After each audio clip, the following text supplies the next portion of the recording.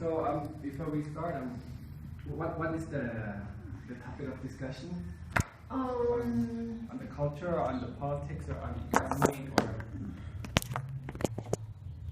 I think the culture in exchange with Mexico and the economic exchange. Okay. Yeah. Okay.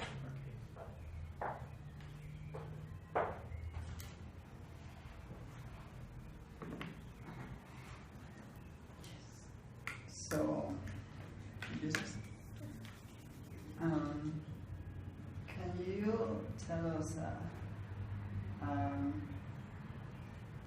little story of the country? There's an overview. Yes. Well, I think you probably know, but I'll just say it anyways. Thailand is a country in Southeast Asia.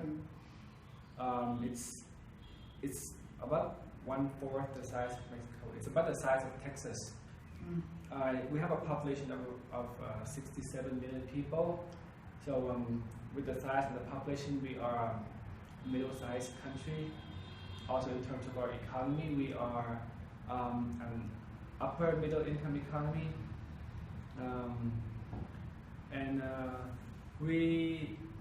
We have a history of about roughly 600 years or so.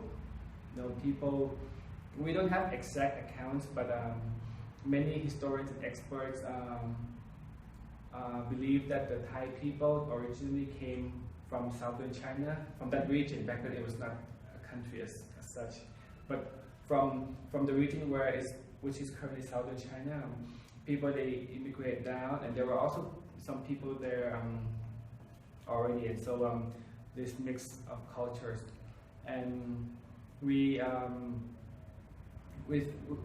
was very much many different groups, or I can say tribes, but not really tribes, but you get the idea. But at one point we had a king called King Ramkhamhaeng. He united the country. So with these many groups, he united us so that we have a unified language, which is the Thai language that we use today. So from that time onwards, we have this sense of nationality that we are Thai people because now we have a common language, and we have called ourselves the kingdom because we had a king, the kingdom of Siam. In our history, we've been called Siam up until 1932, when the government changed the country to Thailand. In the Thai language, the word Thai means free. So Thailand means land of the free. And for a very good reason that we have always maintained our sovereignty. We have never been colonized or under the powers or influences of another country. So that's why we decided to call our country Thailand. And currently, we have our current head of state. We have parliamentary democracy. We have a head of state, which is the king, and we have a head of government, which is politicians. But our head of state is the king. The current king is King Bhumibol Adulyadej, which you see here. That's the queen. They are from the Chakri dynasty, and the Chakri dynasty has been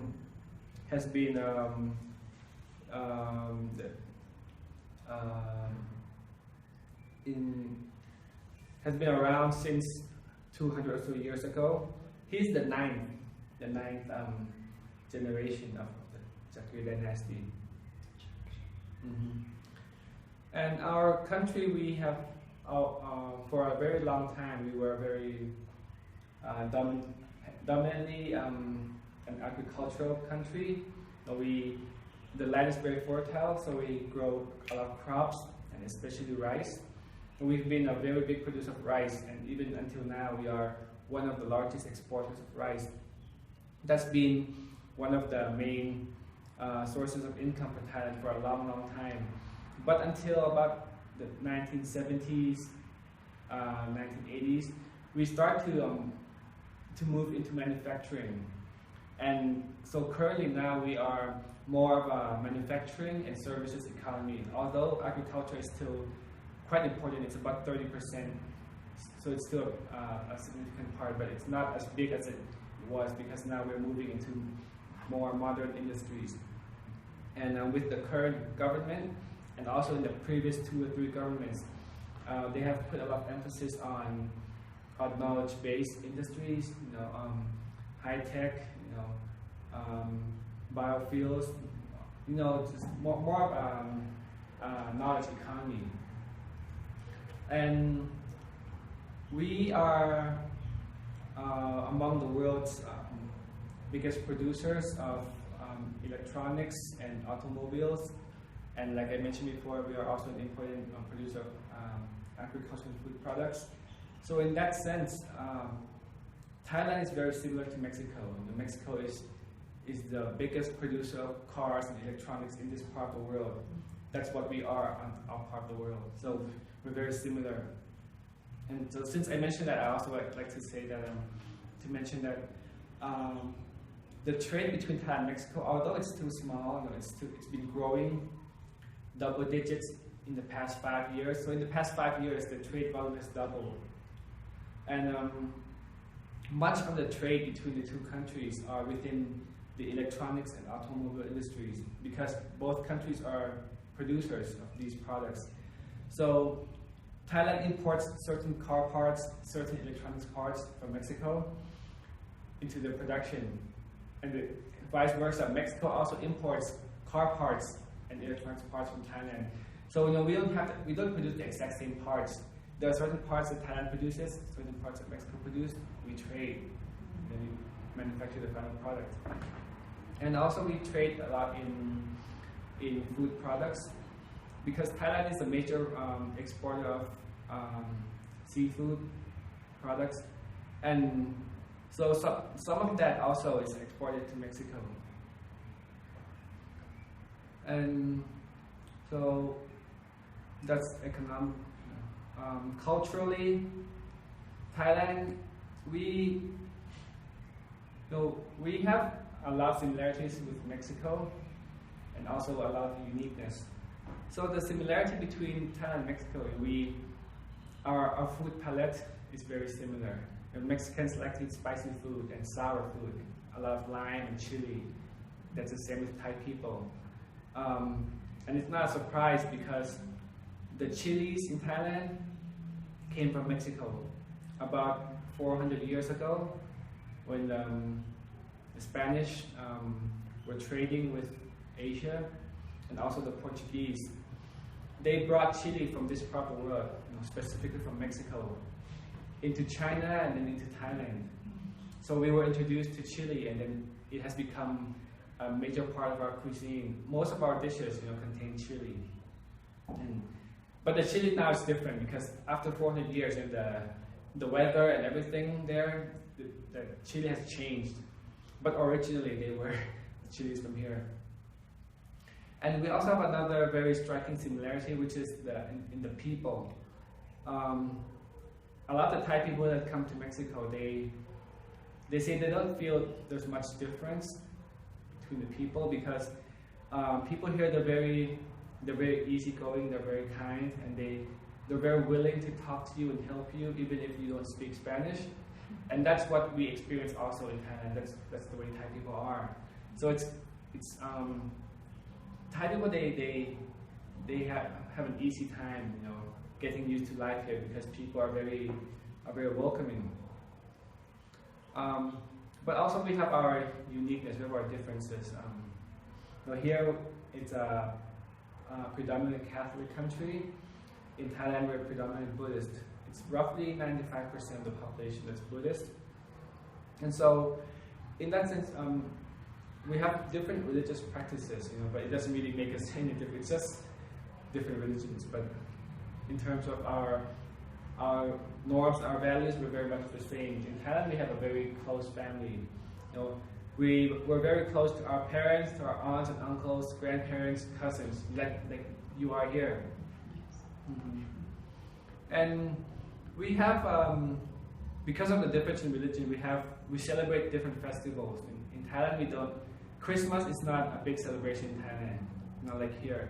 But our big celebration in Thailand, we have two major events. One is the Thai New Year. The Thai New Year goes by the lunar calendar, and it lands in April. So last month we celebrated our New Year. It's a festival called Songkran. You can actually read about it in the book that I gave you. So basically, Songkran is a festival for people, not only to celebrate New Year, but also it's family day. The families get together, and the children pay respect to their parents, to their grandparents, and to the elders. And the elders give blessings to the younger ones. And another major festival in Thailand is Loi Krathong. Krathong is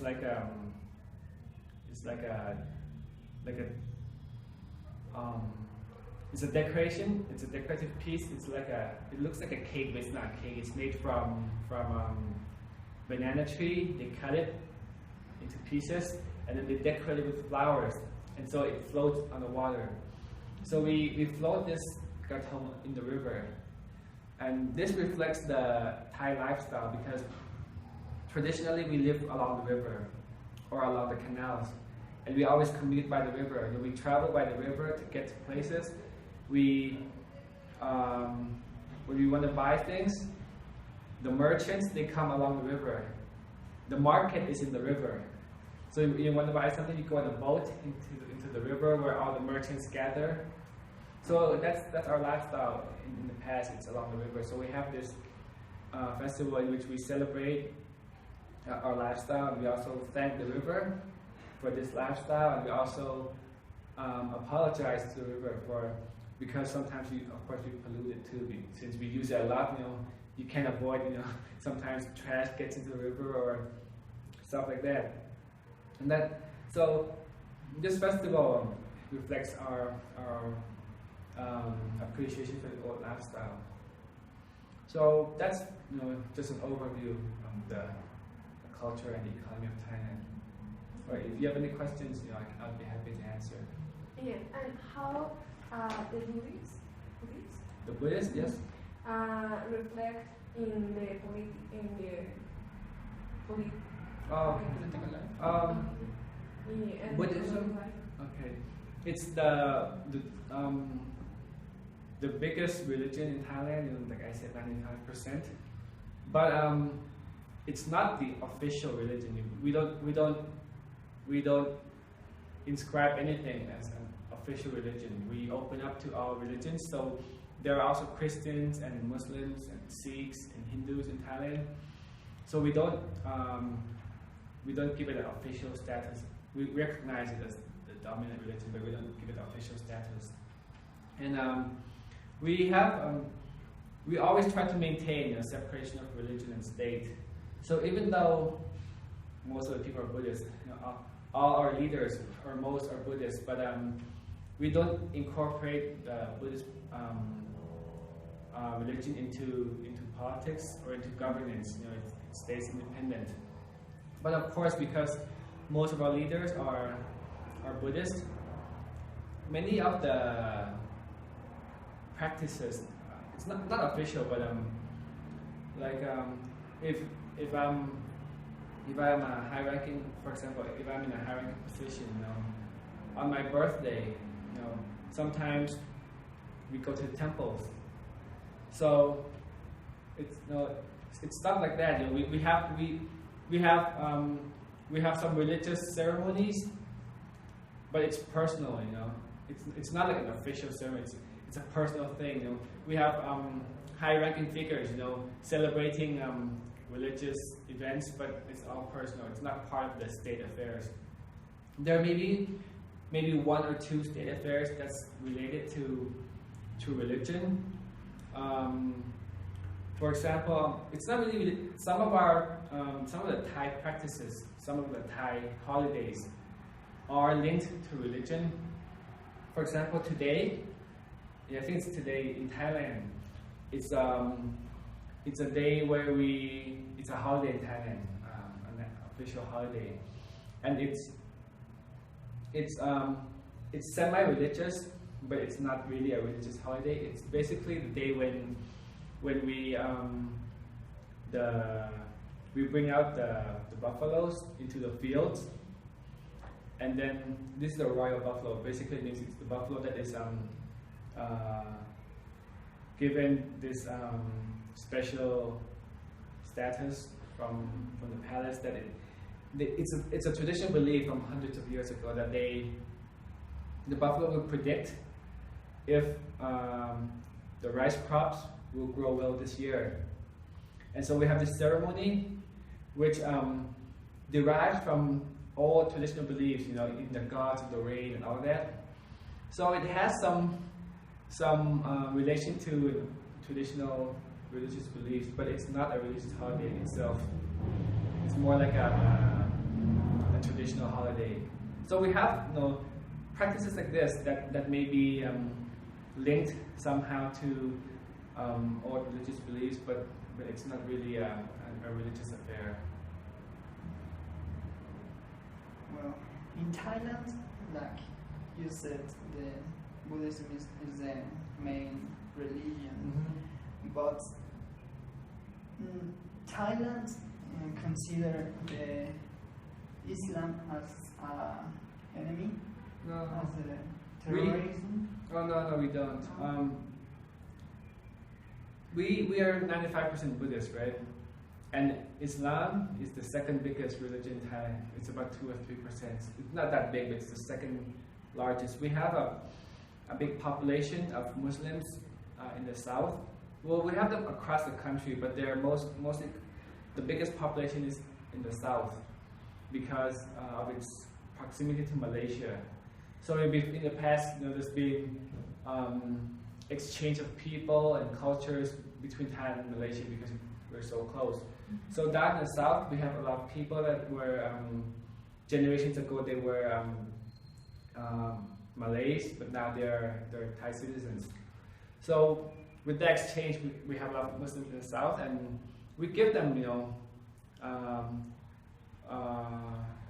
we try to give them equality and treatment. Everything they're quite an important part of our population because we recognize, that all religions they should be given the same treatment.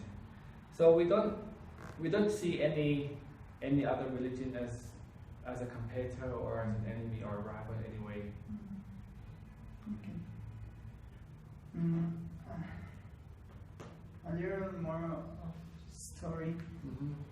In our class, we study like the evolution of all of the countries in the Southeast of Asia, and we saw that in the process of the colonization, practically all of the countries were colonized by the European. Right. ¿Cómo se dice potencia? Like the main like the more superpowers, powerful, right? But Thailand was not colonized. So what happened there? Why Thailand? It's a result of our diplomacy. Back then it was in the reign of King Rama V.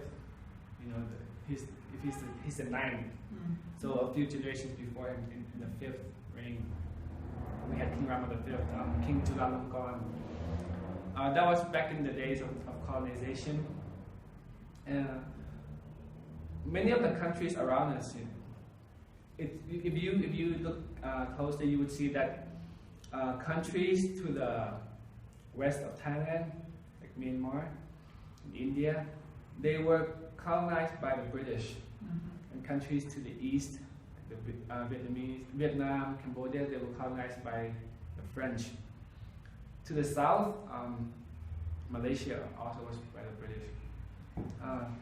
But you would see that Thailand is right in the center between the British powers and the French powers. So because of that factor, we position ourselves, as a buffer state. because there is no the British power and the French powers. They're not next to each other. There's Thailand in the middle. So we serve as like a kind of like a neutral area, and we try to play that to our advantage. Try to negotiate with both the British and the French to maintain the status as it is, so that they don't have to clash. Because if the British wants Thailand and the French wants Thailand, then what? They're gonna have to go to war for this, right? We try to play into this in our negotiation, but also it's not just that. It's more importantly, it's because of our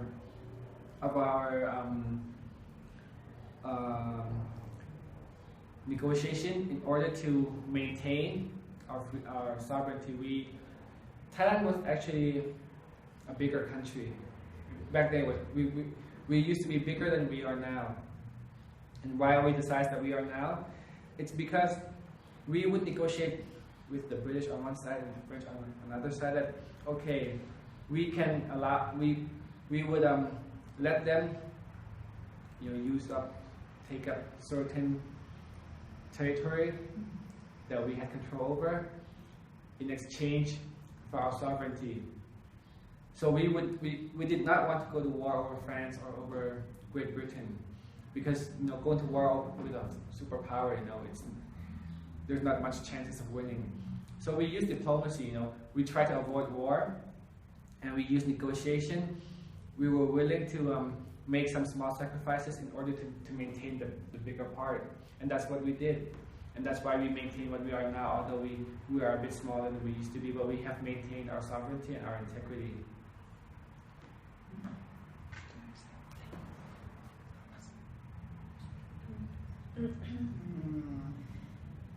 Thailand, did Thailand take relevance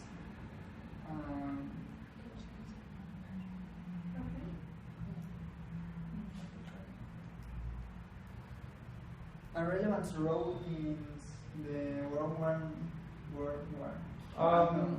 No, we did not have play a big role in both the world wars, because back then and even now we are now a middle power.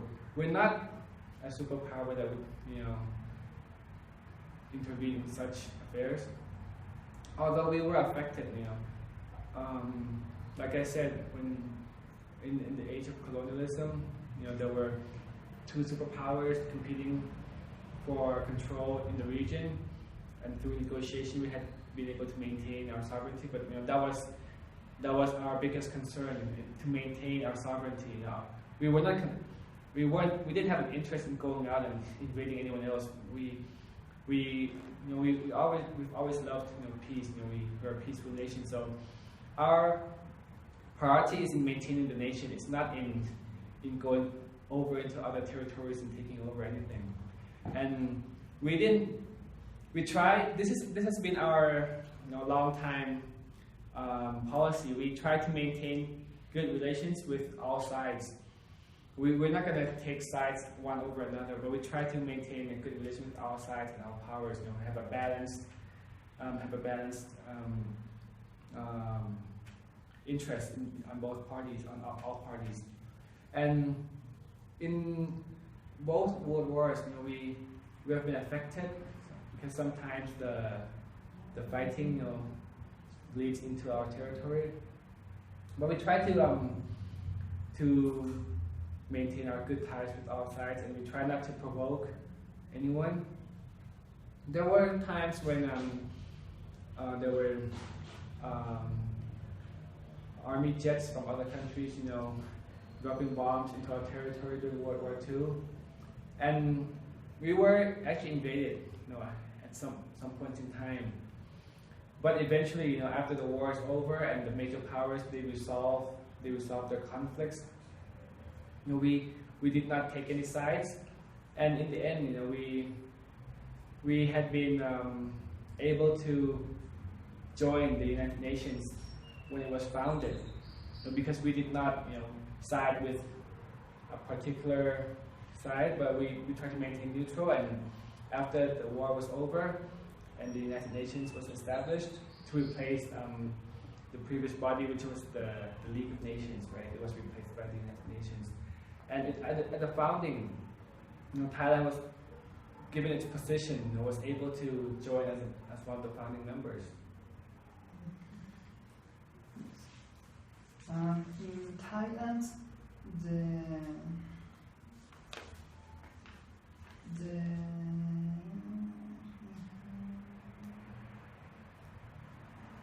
their main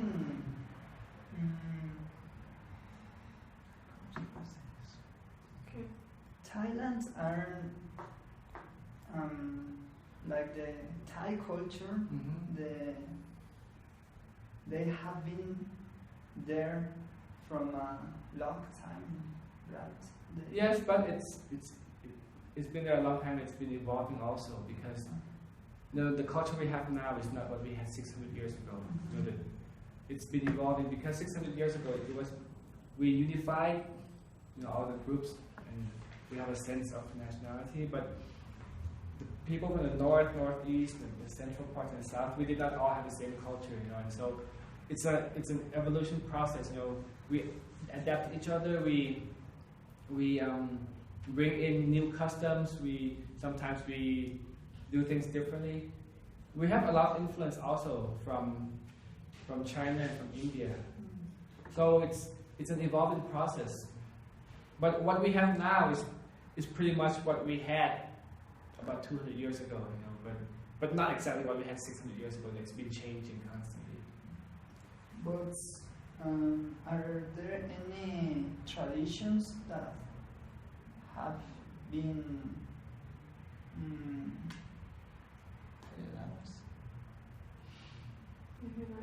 passed through? Yes. Well, like I said, it's evolving, but it has some, there's some kind of this cohesion, this cohesiveness and this unity. Although it has changed over 600 years, but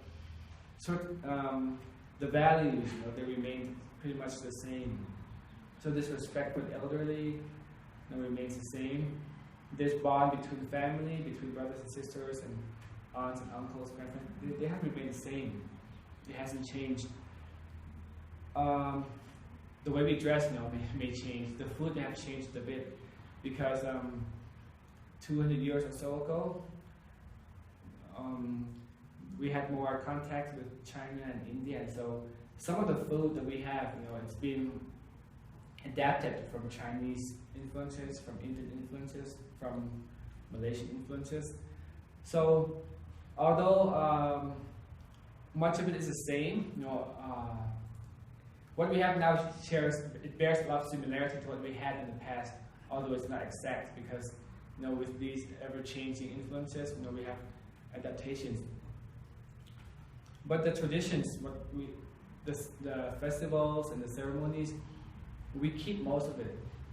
So if you think of Songkran, the Thai New Year's, as I said, in long time ago, all that we did was we pay respects to the elderly, and we have a small bucket of water, and we would pour the water into the palms of the elderly, in wishing them good health, and then in turn they would give us blessings. So they would splash this water from the palms onto your head as a good blessing. And over the years, the tradition has changed a little bit. So from this small splashing, we started to splash more. Then now we have water pistols, and then today, we have this big festival where many tourists go to Thailand just to celebrate the festival, the Thai New Year's, because we closed the entire streets just for water splashing. People would go in their trucks with a huge tank of water in the trucks, and splash onto the other people that's playing on the streets. Trucks would splash on each other along, So now it's a huge festival. But what it was in the beginning, it was just a small splashing from the palms. So things like this, we still have the same festival, but although the details of it may have changed, but it's the same festival.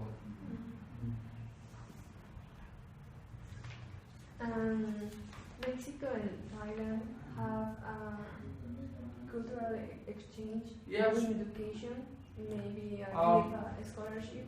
Education, we have started pushing this a few years ago. Let me go back in history. Thailand and Mexico established our diplomatic relations in 1975. So this year marks the 40th year of our diplomatic ties.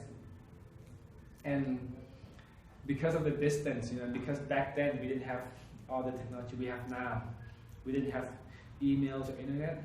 So in the early years, in the first 2-3 decades, the relations, because of the distance, has not been as close as we wish it could be.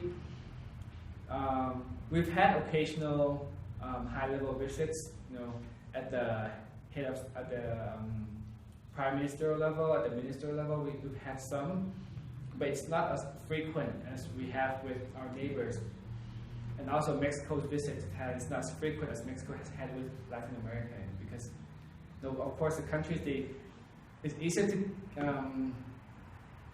to visit countries that are closer and to conduct relations with countries that are closer than with countries that's half the world away, 24-hour flights. But in recent years, with better communication and faster communication, we have been pushing a lot, for more active cooperation, and among them is in academic cooperation and in scientific cooperation. So we have the embassy. We have been offering 1 or 2, sometimes 3 scholarships every year to Mexicans, but that's at the embassy level. It's not at the government policy level. It's what the embassy does here.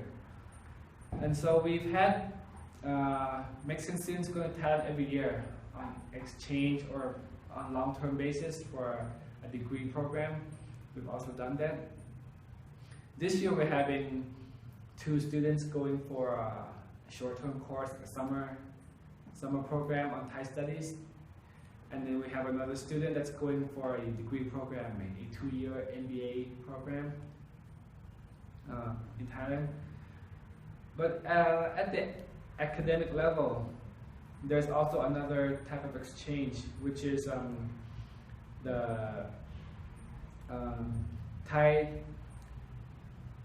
Institute of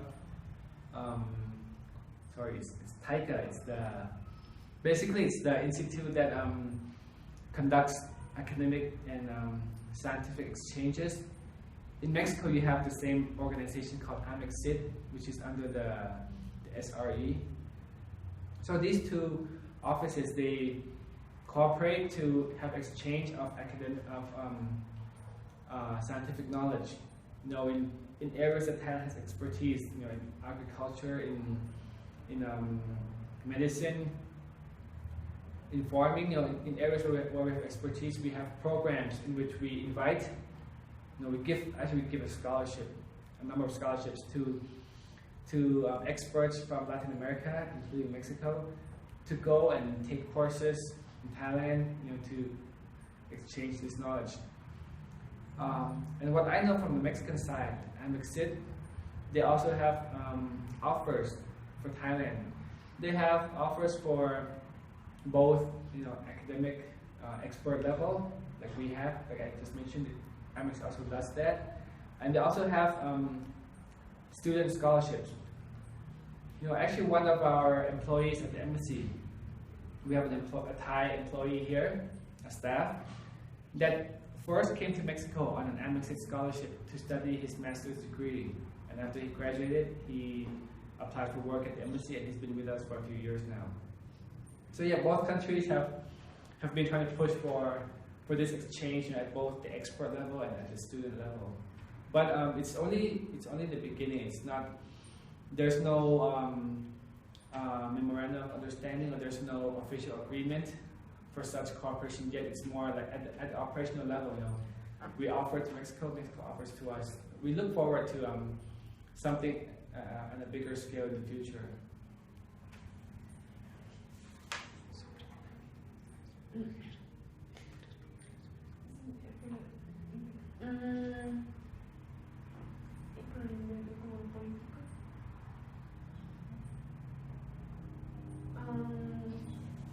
we learned that the first minister is a woman, but the former one.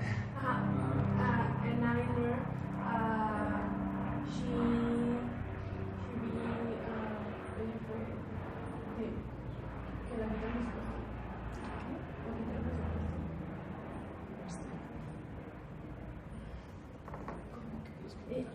the first minister is not the minister in actually. And you mean the lady prime minister, right? Yeah, and I learned was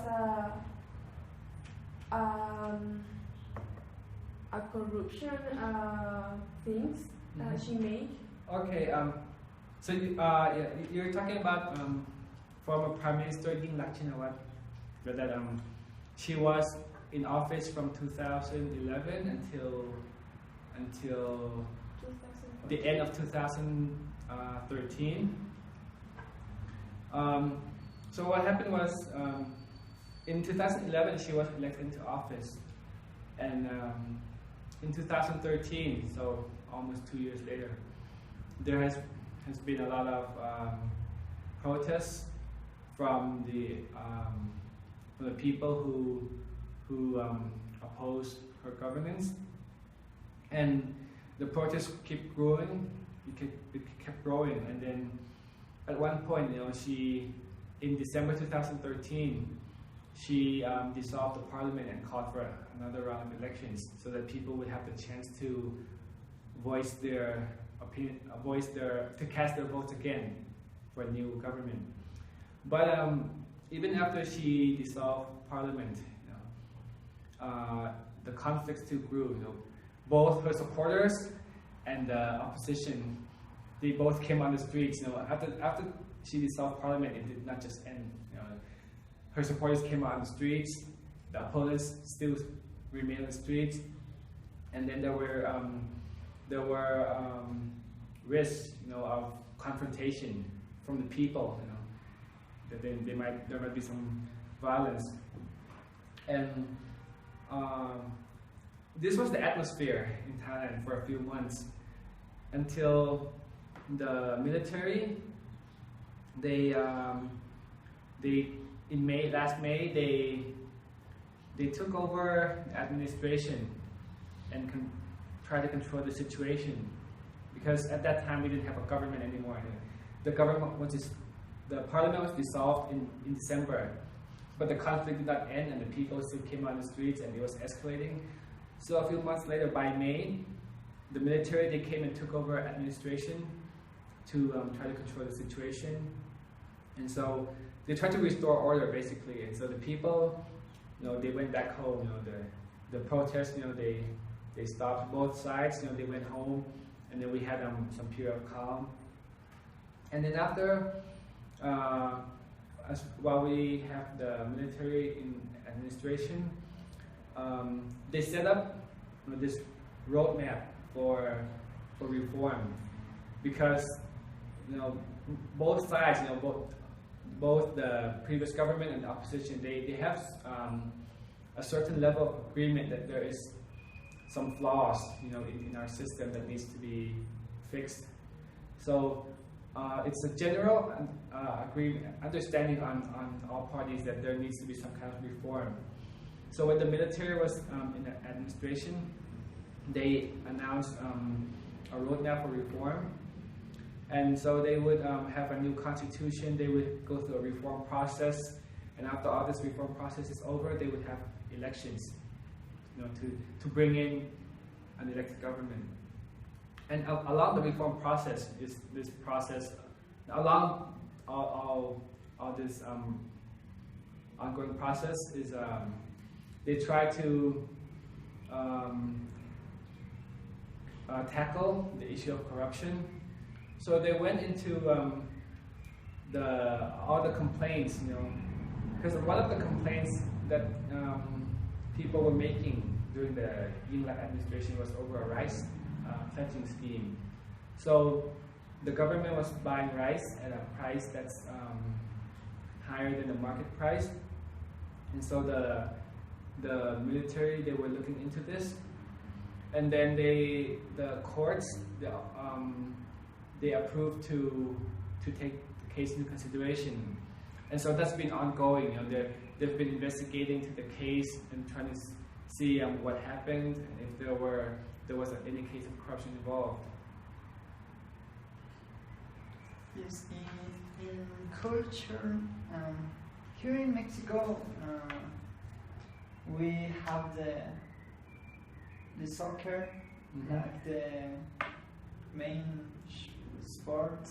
Every kid in football. the streets Yeah. yes, play soccer. But in Thailand, I think the Muay Thai is a very important. Muay Thai is, we consider a national sport because it's Muay Thai, it means Thai boxing.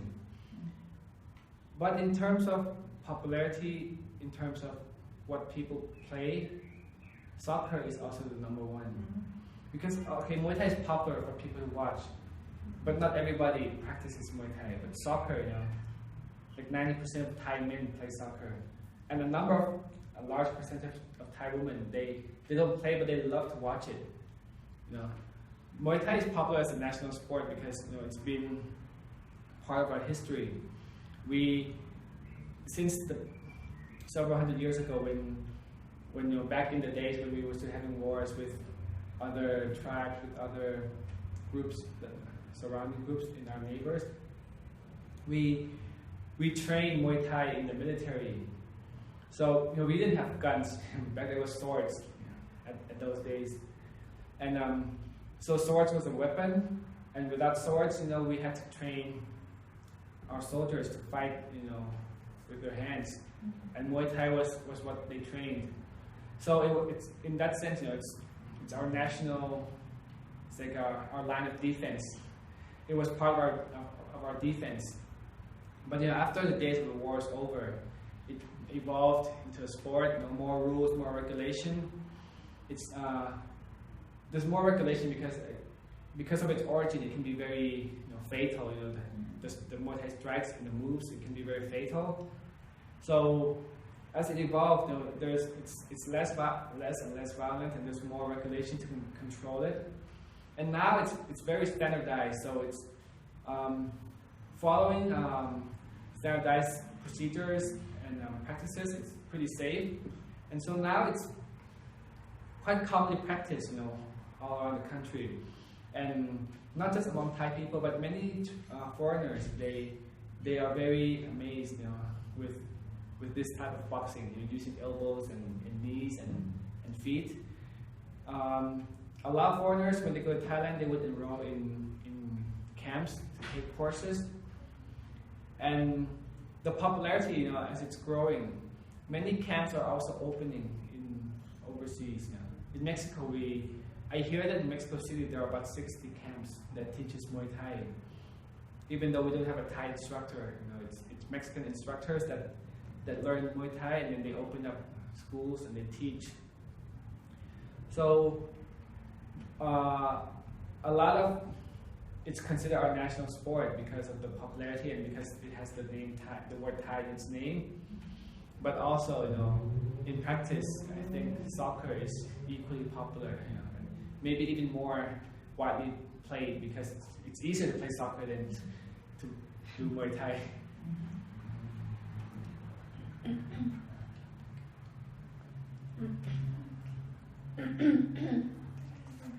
And in economic and political economy, how is the relation of Mexico and Thailand in the APEC? In APEC? Like I mentioned before, in Thailand and Mexico, we have had very friendly relations, but because of the distance, we have not had very close cooperation. And APEC, you know, happens to be one of the forums in which we actually have opportunities to work together. So a lot of the relations between Thailand and Mexico is conducted through international forums, you know, like the United Nations, like APEC, like FELAC, you know, the FELAC, the Forum for East Asia and Latin America Cooperation. So we cooperate in such forums, APEC being among them. APEC is is primarily a trade forum. So it's a chance for us to get to discuss trade issues, commercial issues with Mexico. But it's a multilateral forum, so it's not just Thailand and Mexico. It's more like what the countries in the grouping agree on. But Thailand and Mexico, we share very similar values, and we often have similar viewpoints on issues. So it's a framework in which we get to voice our opinions, and we get to share our commonalities. And in your vision, what are the fields that Thailand and Mexico could work harder in the future? The economy is one, because we, like I said, although our trade volumes is still quite small compared to our trade volumes with China, or compared to Mexico's trade volume with the U.S. The trade between Thailand and Mexico is quite small, but it has been growing consistently and growing at double-digit rates, like 10% or more in the past 5 years. So we see great potential there. The thing is, we don't have any agreements, trade agreements in place yet. Like, for example, like a customs agreement or a elimination of double taxation agreements. We don't have those yet, but they're both in the process. So that's what that's the future that we see. We try to push for the conclusion of such agreements, so that trade between the two countries can be even easier and can facilitate trade. And also, the investments between the two countries, we're starting to see it happening. A few years ago, 30 years ago, there was no investment between the two countries. But in the past 10 years, we saw 3 companies from Mexico investing in Thailand. So one is Cemex, a cement company. One is Metausa, they make the car parts. And one is Kitsania. So these 3, they're both very large companies, large corporations investing in Thailand. And from Thailand, we have Indorama. They produce plastic pellets. They are one of the world's biggest plastics producers, and they are one of Thailand's biggest companies. They have begun investing in Querétaro a few years ago. I think it was 2008 that they came here to Querétaro. And so these are all good signs, seeing Mexican companies investing in Thailand and Thai companies coming here. And in the future, we just hope that we'll see more exchanges of investments between our two countries. And like a more personal question, what are the vision that the Thai people have of Mexico, or what did you think when they told you Mexico? Come to Mexico? Okay, well, I'll tell you two different things. One, personally, I know Mexico pretty well because I grew up here. Oh. I lived here for 4 years when I was younger. So I know what Mexico's like. I can picture it. But so I couldn't really say that my image of Mexico is representative of the Thai people, because most of them has never seen Mexico, they've never been here. But in Thailand, many people still don't know Mexico. Some people don't know where it is because it's on the other side of the world. Same for Mexicans. Many Mexicans don't know where Thailand is. So Thai people, when they think of Mexico, they usually know Mexico from foreign media, from Hollywood, or from foreign news. So unfortunately, Hollywood, they don't really show much good sides of Mexico. It's the cartels, it's the gangster affairs, kidnapping and all that. Even same for the media. when there are news in international media about Mexico, it's news about gang violence. Like 2 weeks ago, there was this shootout in Guadalajara, in Jalisco, right? Was it Guadalajara? Jalisco. Yeah, news like that, they get the spotlight in international media. News like the Feria de las Culturas Amigas don't make it to the media. So, because of this, unfortunate circumstance, Thai people only know Mexico from one angle, from the violence, which is something that to the Mexican embassy in Thailand and also the Thai Ministry of Foreign Affairs, we try to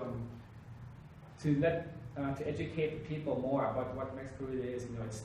It's a very rich culture. The food, the festivals, the Aztec and the Mayan, history. So stuff like this is something that Thais they're not really aware of. So they don't really know that Mexico, it's a country with a rich culture, a long history. They don't even know that we have so much similarities, in our food, in our lifestyle. They don't even know that. So that's something we try to do. We try to to educate them more about this problem. It's not just Mexico; it's Latin America. We don't know much about Argentina or Chile either. So it's not just about Mexico. It's just a distance that makes it hard for them to imagine or picture what it's like. Is it very difficult to get a visa for Thailand? No, it's not. It takes 48 hours, 2 days. So if you apply your visa today, today's Wednesday. Right? If you apply today, you get on Friday morning. But then, and you just need to bring all your documents. We don't ask for much. Just your passport and your copy of your passport and your proof of your address, your itinerary. Just 3 or 4 documents. You bring it all. If you're not on the blacklist, you've never been a criminal, then you're fine. You get your visa in 2 days. And in the Feria de Culturas Amigas, we'll be there. The Embassy of Thailand Yes. is promoting. We've been there every year for the past 6 or 7 years, and including this year we'll be there. We have a booth. We'll have Thai food and Thai massage in the booth. So you can go and check it out. Yes, we're going to go.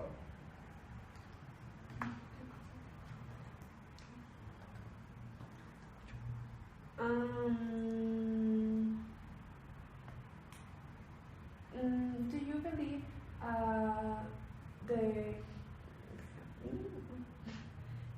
Mexico could increase the competitiveness in the region, especially in Thailand, maybe in the economy? What do you mean? Like Mexico can go there and you mean Thai can come here? The inversion? The investment. So it's just 2 ways, right? For Mexico to go to Thailand, for Thailand coming here. For Thailand coming here, we see that there's a lot that Mexico has to offer. It's just that the Thai people don't know it. And that's one of the things we've been trying to do. We've been trying to promote awareness among the business community in Thailand that Mexico is NAFTA. It's part of NAFTA, so it has a huge advantage. If you produce anything here, it can be sold in USA and Canada, tariff-free. That's something, because most Thai people, they think Mexico is Latin America, and they're not really aware that Mexico is North America. They have this super good agreement, this NAFTA, and they're also not aware that the labor cost here is very competitive.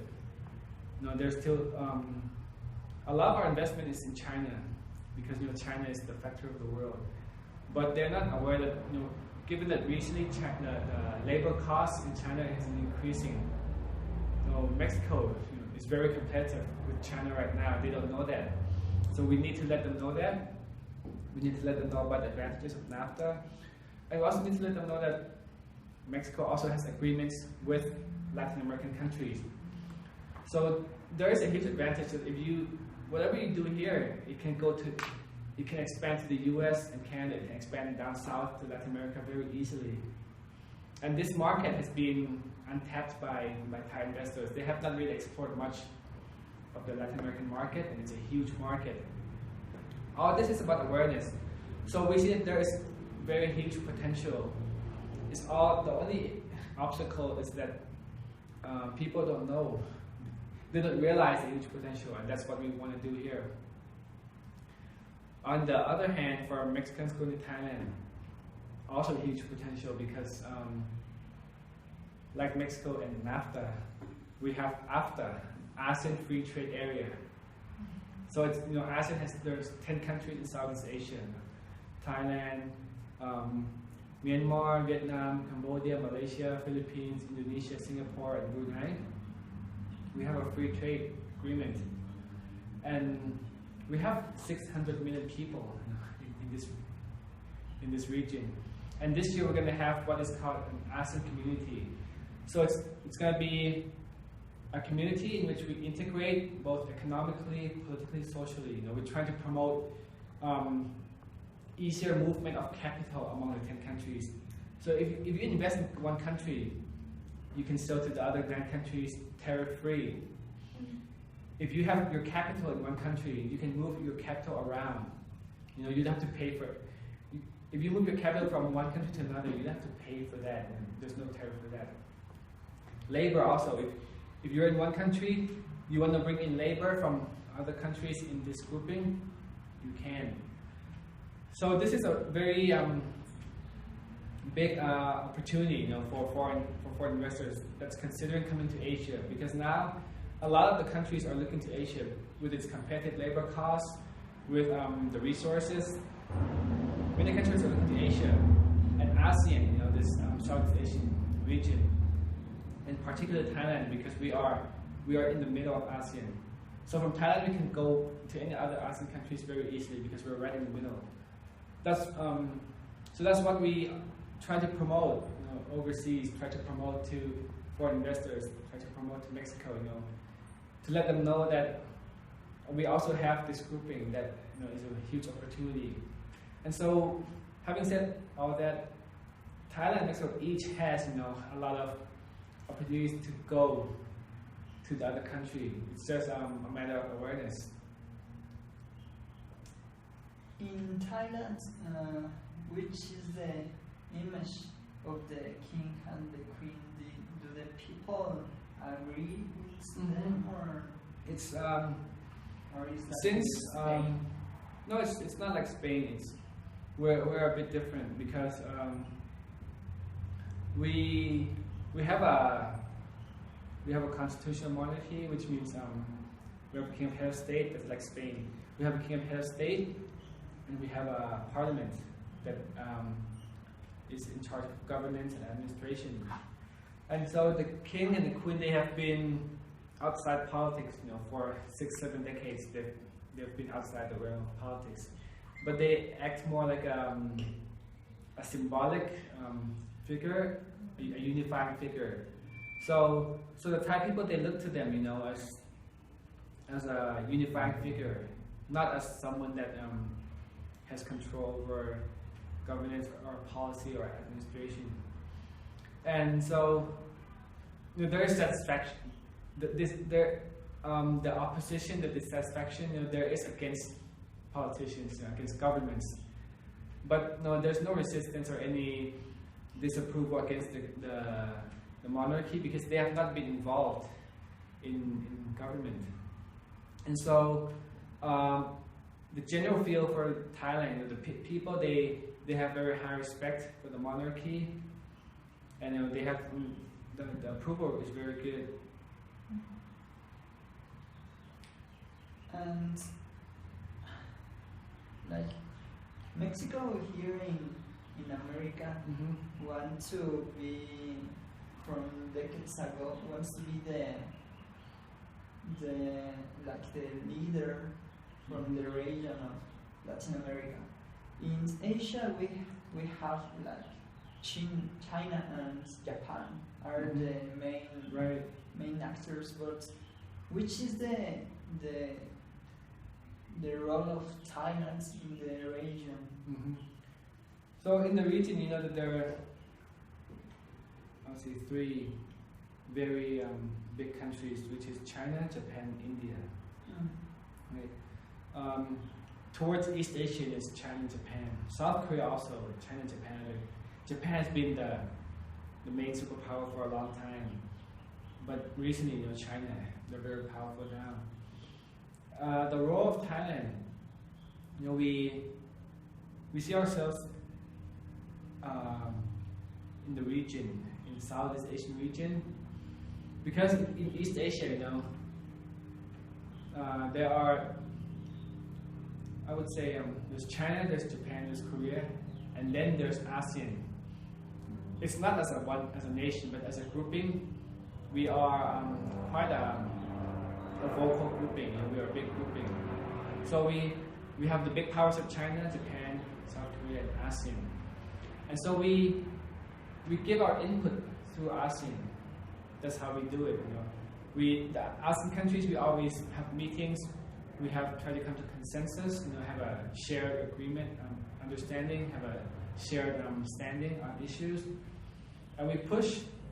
You know, we voice ourselves through ASEAN.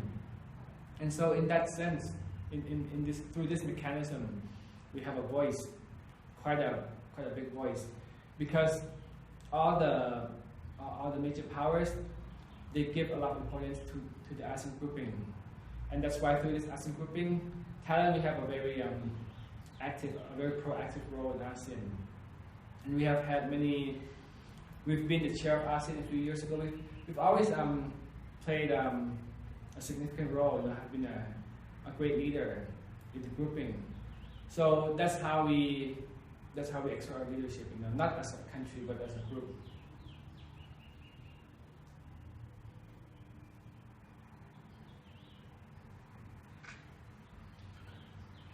In Mexico exists a community from Thailand, people Thailand. There's a community, but not a very official one. We have about 100, 115 people in the whole country. You know, you have 125 million people here, right? There's about 100 Thai people, so we're 1 in a million. In Mexico City, we have about half, you know, so about 60 of them are in Mexico City. The other 60 are scattered across, mostly in tourist destinations like Cancun, Acapulco. We have some in Guanajuato, some in San Miguel de Allende, because they operate, you know, they operate restaurants and spas, so they are based in the touristic cities.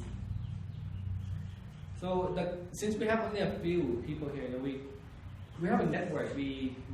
They maintain contacts with each other, but because there's a few and they're scattered, and Mexico's a big country and they're scattered, so we don't have like an association or anything like that, because it's hard to get anyone together since they're all so far away.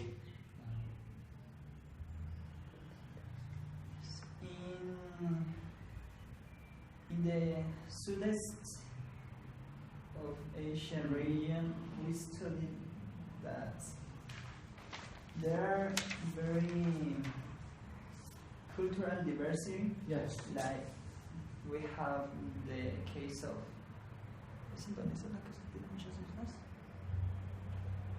Indonesia has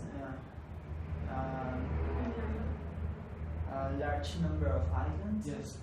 And each island is unique. Yes, but in the case of Thailand, exists this diversity? Yes.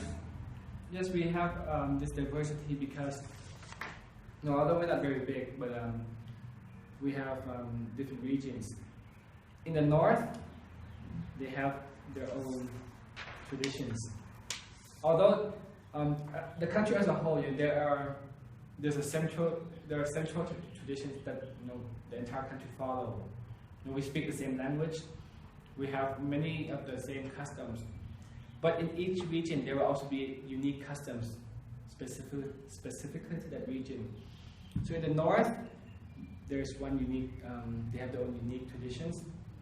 In the northeast, there's another uniqueness. In the south also, because in the south, it's close to Malaysia. So southern customs, many of them are adapted from Malay customs, the food and the culture. In the northeast, it's next to Laos. So a lot of the food, the cultures, the traditions have similarities to that of Laos. In the north, it's not really similar to the neighbor, but in the north there's this uniqueness because historically, people in southern China and people in northern Thailand, they have a lot of contacts.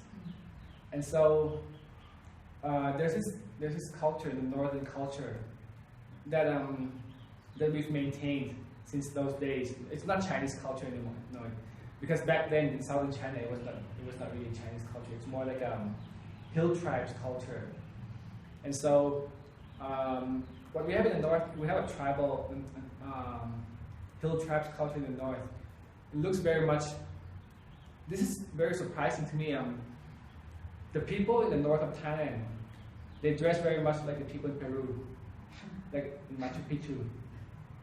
They look similar to that. I guess because it's hills, So they have very similar dress. A lot of the dress and the handicrafts very similar to that of Peru.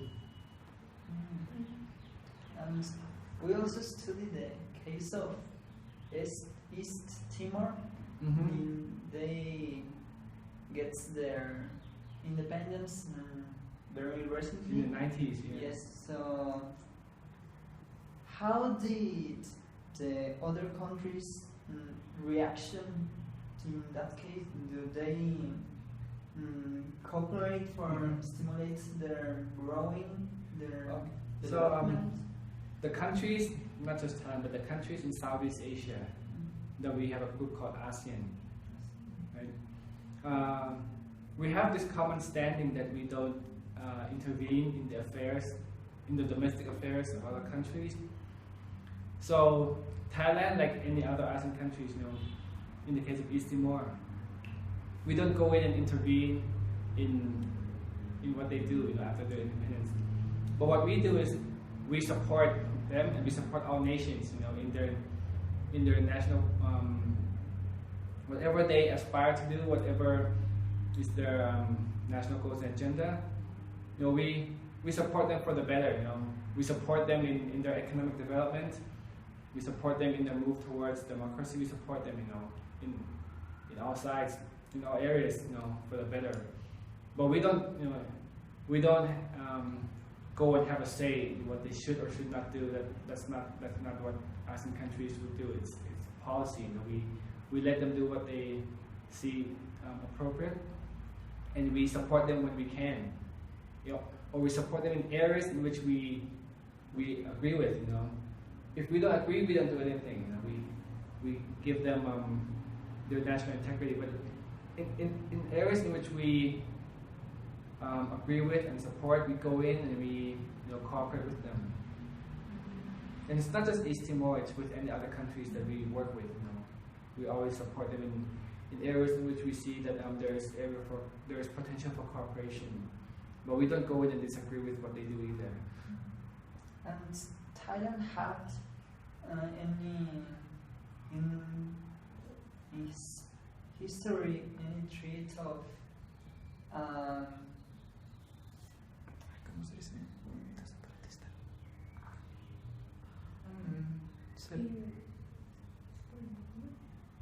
separatist movement? We have something that many people see resemblance, but it's not exactly, which is in the south. If you see in the news, in the 3 southern provinces of Thailand, there has been certain insurrectionist movements, but they don't have a clear agenda. They don't have an official or clear agenda in what they're doing and why they're doing it and what they want. So some experts, some people, they speculate that this is a separatist movement, but we don't really agree with that because these groups, they don't reveal who they are, they don't make their agendas clear, they just have random attacks, and we go in, we try to control and quote the situation. And so we try to, the governments, successive governments in Thailand, and we go into the region and we try to talk to the people, solve their problems and try to listen to them and see what the issue is. But these groups, these insurgent groups, they don't reveal themselves, and so we just try to maintain the peace there, but we don't really know what they're up to.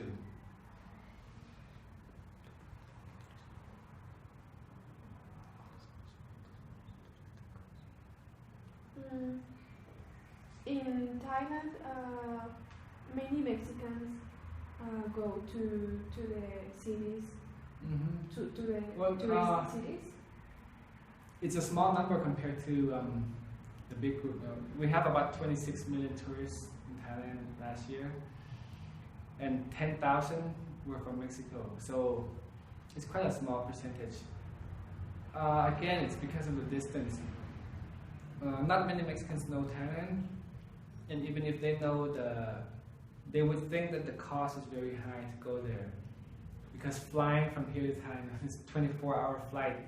You would think it's very expensive. But actually, you have to do your research on the cost. Oftentimes, people can find flights for about $1,000 round trip. So that's about 15,000 pesos, right? To do a round trip to Thailand. And that's pretty much the biggest cost of your vacation there. Because when you get there, everything costs about half of what they cost here in Mexico. So, if you eat in Mexico, it costs you 100 pesos. It's going to cost you 50 pesos in Thailand. The hotels, if it costs 1,000 pesos for one night here, it costs 500 pesos in Thailand for a night. So it's actually very affordable. The only major investment is for the flight, which if you do your research, you can oftentimes get a very affordable price, $1,000. But that's something that we need to promote. Some people, they still think it's very expensive to go there, so they don't really think about vacationing in Thailand. What are the main points of tourism in Thailand? We have a few different types of tourism. For people from the Western countries, from the United States, from Mexico, from Europe, they are very much interested in the cultural side because it has a very unique culture from the Western tradition. It's a Buddhist country. The architecture is different. The tradition is different. So cultural tourism, is one of the main attraction for people from the West. The food also. Food, massage, going to see Thai boxing, going to temples. The second attraction is nature, also very popular among foreigners. Because we have a lot of mountains, a lot of beaches. In the south, we have many islands in the south. And so many of these islands are very popular among tourists. A few movies have filmed there. The Beach, Leonardo DiCaprio from 1997 film called The Beach. They filmed it there in Thailand. The third is just the mega city, but this is more among Asian tourists. A lot of Asian tourists, they love going to mega cities. They go to Tokyo, go to Singapore, go to Bangkok. Bangkok is also a mega city. But I would say that among the Mexicans, they're there for the nature and for the culture, not much for the mega city. Because Mexico is also a mega city. In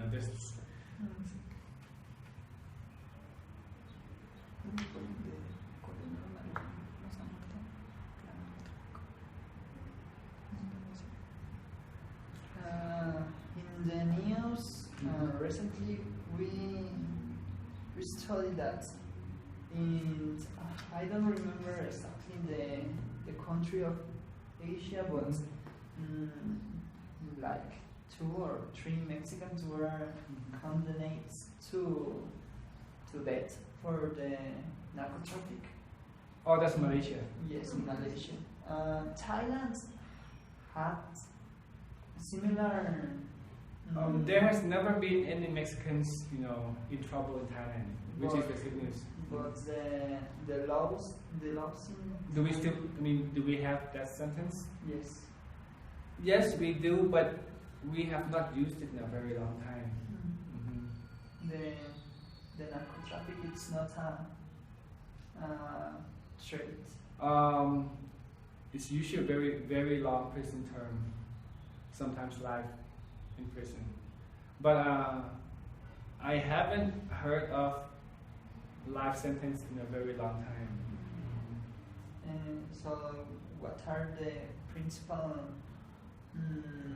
troubles in Thailand, like in Mexico? Oh, you were asking if there was a narco issue in Thailand, right? Yes. It was worse 30 years ago. It's a lot better now, but I have to admit that we still do have drug trafficking in Thailand, although it's not as much as it used to be. But you know, honestly speaking, there is an issue in Thailand. But it's not The industry is not as big as in Central America, but Southeast Asia, you know, honestly, there still is an industry there. But not like Mexico. It's more underground, I would say. So there has been no gang shootouts. No, we don't have issues like that. There is an issue with drug trafficking, but there is no issue with violence among the traffickers. You know? So it's like it's a criminal activity in terms of selling drugs, but not in terms of violence. There's no violent issue there. And what is the principal problem of Thailand?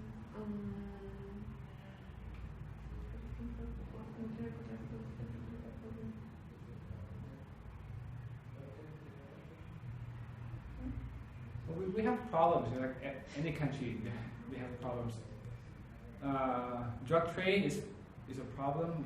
It's not like the biggest problem. Like maybe in Latin America, it's a huge problem, right? But in Thailand, we have that problem, although it's smaller.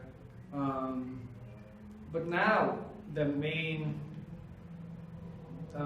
number one issue that we need to have fixed is politics. You know, people they are divided on their political views, and at certain points they can be very ready to clash with each other, who has different political views, and so that's the priority for the current government. You know, just trying to bring reconciliation, just try to get people to accept each other's differences, to listen to the other side, you know, to resolve their differences peacefully, you know, not having to clash.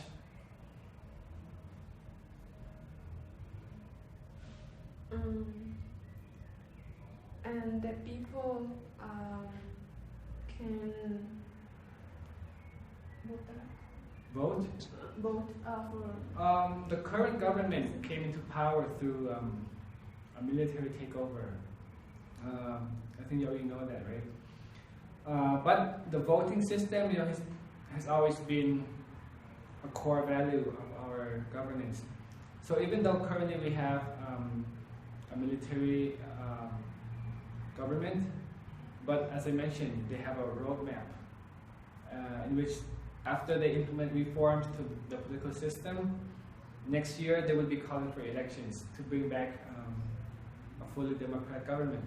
So voting is still there. No, it's just not here yet, but it's coming next year, and that's what we look forward to.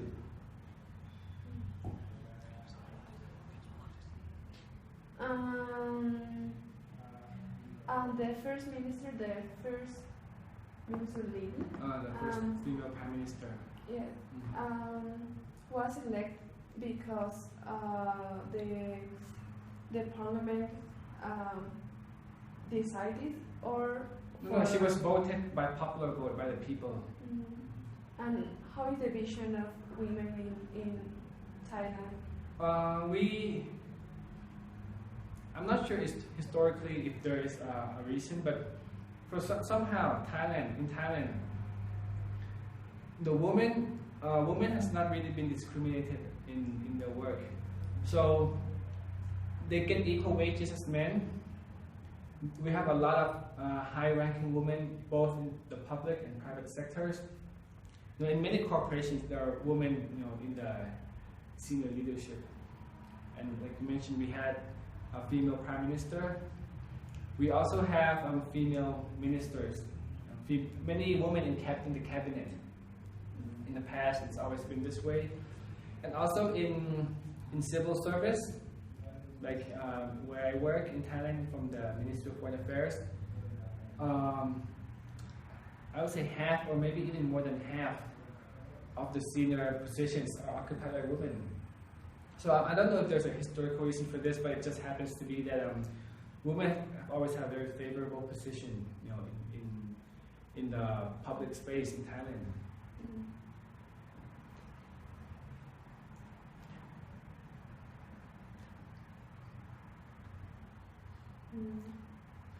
One last question I have. This came to my mind. Okay. What is the principal animal? It's the elephant. It's one of the national symbols of Thailand. It's the elephant. It's like something mythical. No, it's not. It's just. It's also not religious. It's historical. In the ancient times, when we had wars, the king would ride the elephant. We didn't use horses. We didn't have horses in Asia. In Asia, we had elephants. In Europe, they ride horses, right? Even, I'm not sure in Mexico, but in Mexico too. In the United States, in the wartime, the general, the military leaders, they ride horses. In Thailand, the king is the leader in the army. So historically, the king would go on an elephant and be in the front, and that's the animal that he rides. So we honor the elephant, as the animal that is side by side with the king, leads us in war, helps defend our country, and that's why we honor it as a national symbol. And in the past, there was a period of time when the Thai flag, has an elephant in the center, but then times have changed, and then it's just the background of the flag. The elephant is no longer the flag. But in the past, the flag in the past looks the same as it looks now, but with an elephant in the center. And how mean that the government, Thailand government, give a sculpture of elephant to the Mexico, near the airport. Yeah. You saw it, right? Yeah, it was the embassy. Our embassy gave that some years ago, as a gift, as a symbol of friendship. And the music in Thailand, what is the principal type of music? Yeah, we most of the people, I think, the most popular music is Thai music, Thai pop music. We have some rock music, we have some country music, but they're not as popular as pop music. And most of the people they prefer Thai music, Whether it's pop or rock or folk or country, they prefer Thai music. There is a degree of popularity of American and European pop and rock music in Thailand, but it's a niche market. It's not like in Mexico where where you all listen to a lot of foreign music, right? Yeah, in our country it's still very much Thai music. And what is the instrument in the? Oh, you saw it's Thai string instruments. I don't really know how to play, but it's traditional instruments that we play. Usually we play the instruments in an opera. If you see, the camera won't see it, but you can see the little decoration here. This is a Thai opera. So the performers, they wear masks and they would make the movements, but they don't speak because they wear masks. They don't speak, and there will be narrators separately on the side of the stage. They will narrate, so they will speak on behalf of the performers, right? And the music is live, so the instruments you saw there, that's what they use for the music to accompany the opera.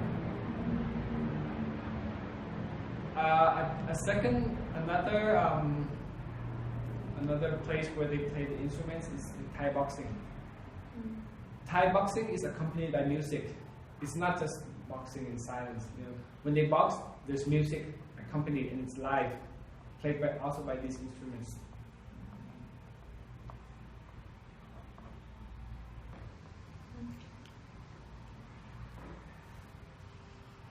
Well, that's all. Okay. Questions. It was really very, very rich and interest for us to learn more of Thailand, culture of Thailand. Well, it's a pleasure for me receiving you here. Thanks for your interest. Thanks very much for accepting our. And just so you know, every year, once a year, we try to have a seminar on Thailand, on Thai studies. And in the previous years, we've worked with the Senate, we've worked with Colegio de Mexico, we've worked with Guam.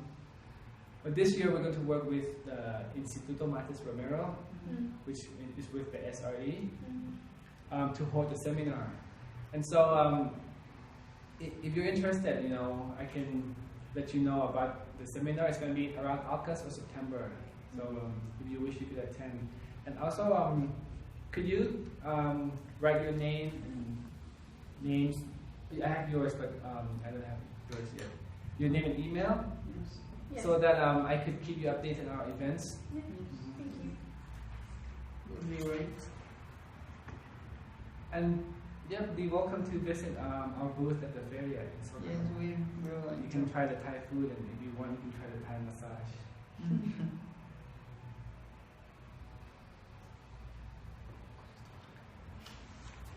We have an event at Mercado Roma, which is a Thai food event. Because the embassy, we try to promote, you know, greater awareness of Thai food here, and also we try to encourage more people to open Thai restaurants. And then we're now working with a restaurant in Mercado Roma that the chef is very enthusiastic in Thai food, and he wants to incorporate Thai menu into his restaurant. So we work with him, and this month he's incorporating Thai menu. It's every day there's a Thai menu in the restaurant. It's La Ahumadora in Mercado Roma. But on Saturday nights, we send a Thai chef there. So every day they have Thai menu, but it's cooked by the Mexican chef. But on Saturday nights, it's going to be a Thai chef. And this Saturday night will be the last time that the Thai chef is going.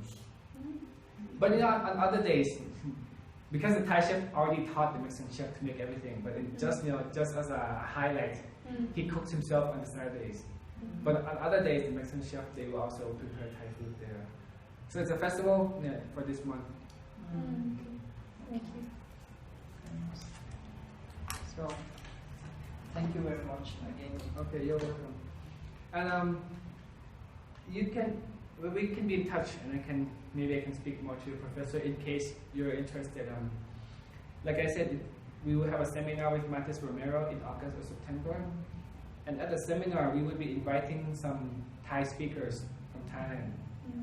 And you know, on the occasion that they're already here in Mexico, we would like to use the opportunity to take them to universities to give a talk. So if UNAM is interested, you know, we can bring the Thai speaker to your campus and give a talk. Yes, it will be great. Okay. So you can maybe discuss with your professor if he would be interested. It's August or September. Yes, we will tell. Oh, okay.